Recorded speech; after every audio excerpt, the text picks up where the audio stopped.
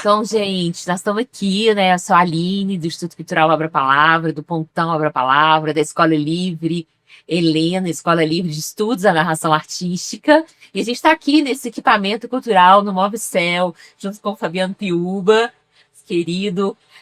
A gente vai conversar um pouquinho sobre esse tema da teia, né? Que é o alinhavando o futuro da leitura no Brasil, que significa alinhavar tantas coisas. Queria, né, te cumprimentar, agradecer mais uma vez você estar aqui com a gente. Há um ano, né? 2 anos, né? Estava aqui, 1 ano e meio, estava aqui com a gente na Candeia, no lançamento da Helena. Essa escola que hoje já faz parte do Circuito Liberdade. Então, ela nasce, né, no edital de escolas livres e vira aí mesmo esse curso de Rio, nasce com o olho d'água e vira um rio. Então, mas hoje a gente está aqui, né, na T da Leitura e queria começar, então, você falasse pra gente um pouco, pra você, assim, o que significa essa teia da leitura, essa teia, essa primeira teia que a gente está realizando e que possa ser a primeira de muitas pelo Brasil. Essa teia ela está inserida em uma política, né, de cultura viva, que é uma política nacional muito importante, onde está conectando aí os pontos de cultura, por exemplo. E nesse cenário dos pontos de cultura tem um coisa chamado pontos de leitura, né? Então a teia ela traz essa conexão, ela tece, né, esses encontros, né, de experiências, de ações, de tecnologias, de pensamentos. E estarmos aqui, né, junto com a Abra Palavras, realizando essa teia que também traz cultura e educação, ela é muito bacana para esse futuro que a gente imagina e que a gente constrói no exercício do direito à leitura. Então, essa teia é esse encontro, mas é sobretudo essa tessitura, né, para uma visão de país onde esse exercício do direito à leitura é tão fundamental, tão vital, né? Legal. Fabiano, e fala pra gente um pouquinho, assim, quais que são hoje os principais desafios para a gente garantir o acesso ao livro, à leitura, à literatura e às bibliotecas no país? Teve um desafio que a gente trabalhou e fizemos a entrega exatamente no dia 23 de abril, que é o Dia Mundial do Livro, que era ter, né, ali instituído o Plano Nacional de Livro e Leitura. Nós tivemos versões anteriores do plano, a sua primeira versão se deu em 2006, né, com os então ministros Gilberto Gil na Cultura, Fernando Haddad da Educação, e aquele plano trazia para a gente ali os princípios norteadores, os 4 eixos, que acho que é bom a gente falar dele daqui a pouco, já que a gente está aqui num componente de comunicação, que é um dos eixos, inclusive, e trazia ali algumas linhas de ações, né? E dessa feita não. Nós trabalhamos para aprovar a Política Nacional de Leitura e Escrita, que foi aprovada lá em 2018, foi, né, sancionada essa lei, mas ela não tinha sido regulamentada. Então, o presidente Lula, juntamente com a ministra Margarete, então o ministro da Educação, Camilo Santana, regulamentaram a Política Nacional de Leitura e Escrita, que trouxe para a gente Ministério da Cultura, Ministério da Educação, junto com a sociedade, a construção do novo Plano Nacional de Livro e Leitura, né?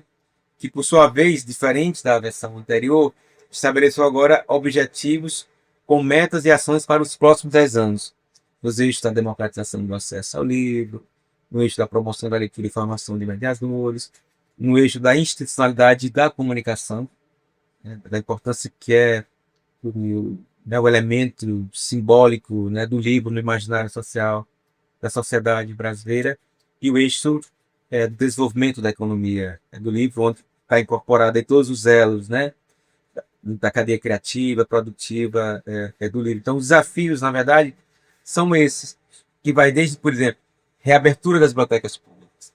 Nós conseguimos, na primeira versão do plano, associada a uma meta do Plano Nacional de Cultura, pelo menos implantar uma biblioteca por municípios.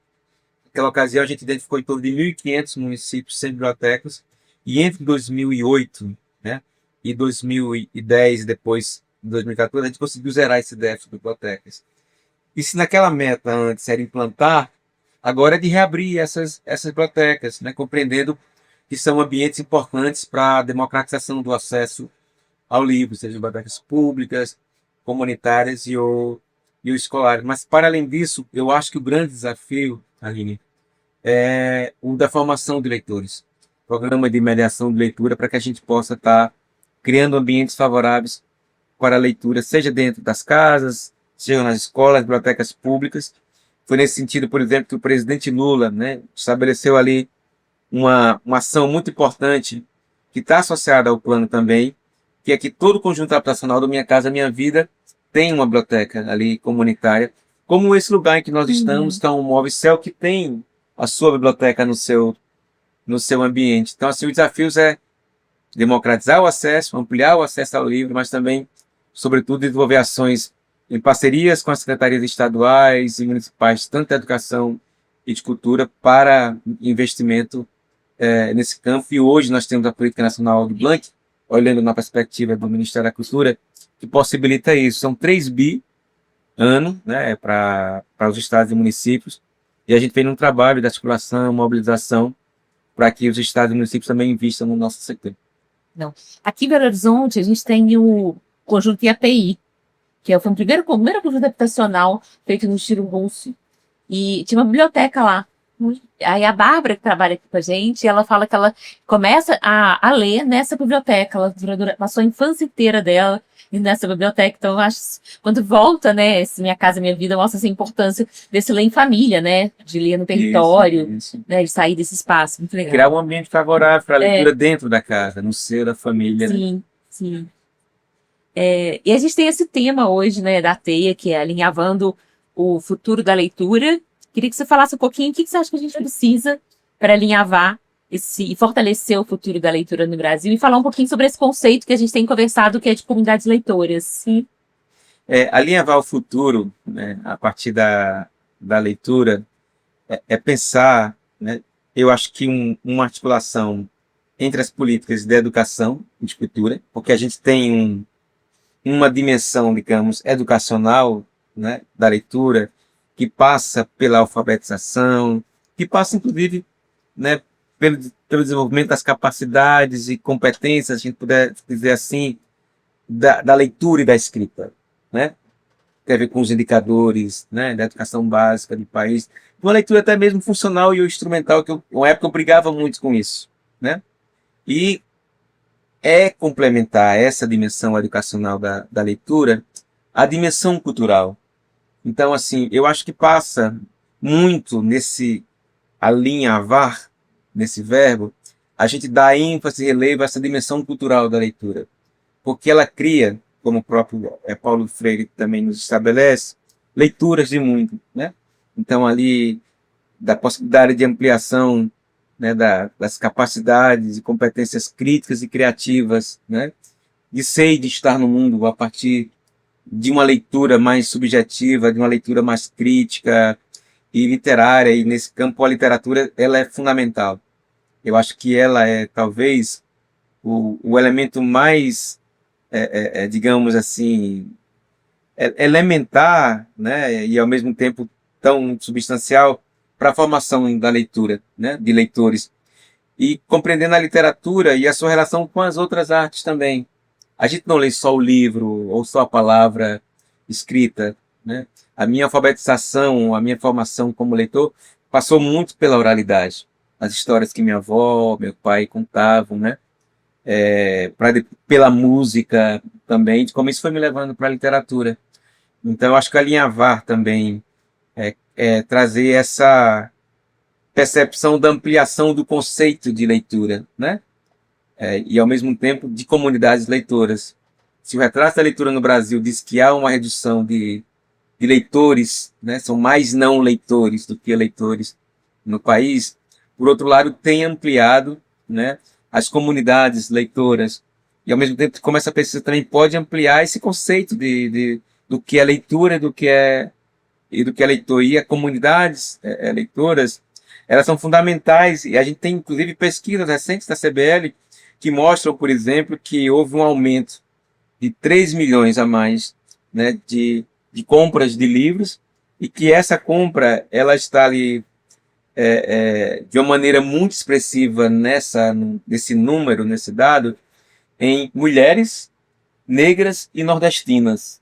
Então, assim, como é que a gente está lendo menos, né? Quando saiu o Retrato da Leitura no Brasil, eu vi uma entrevista do Sérgio Vaz, um escritor e um ativista cultural incrível lá da Cooperifa em São Paulo, que ele diz assim: nunca se leu tanto na periferia, né, de São Paulo, nas periferias do Brasil. Sim.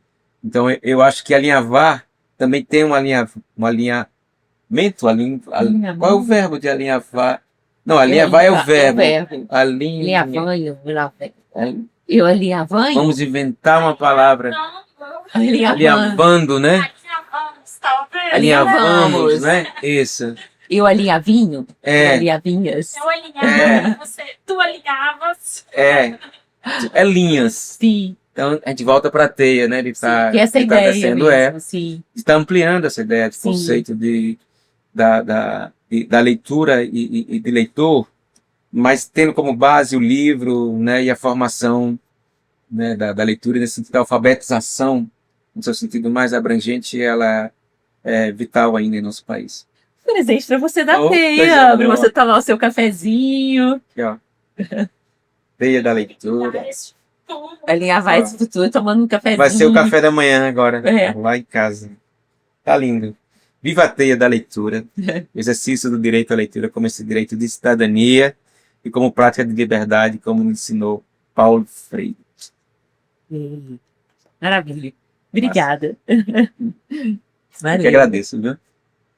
Fernando, acho que guardou um bonitinho para Uma você. na caixinha, né? Na Que eu acho que fica caixinha. mais... Aí, ó. Pronto, eu levo com mais Segurança. segurança.